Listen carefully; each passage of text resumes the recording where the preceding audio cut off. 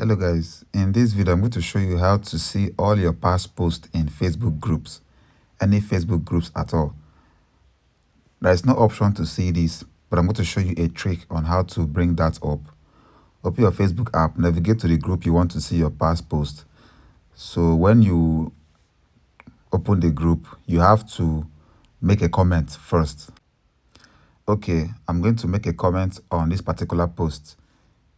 I'm going to write make organic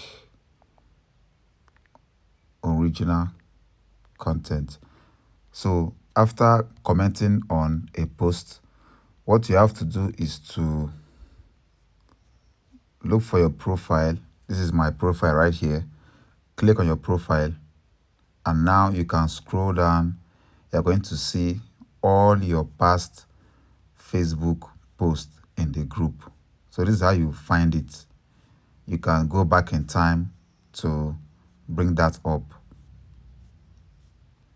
So that's how you bring up your past posts in any Facebook group. That's all for this video. See you guys in the next one.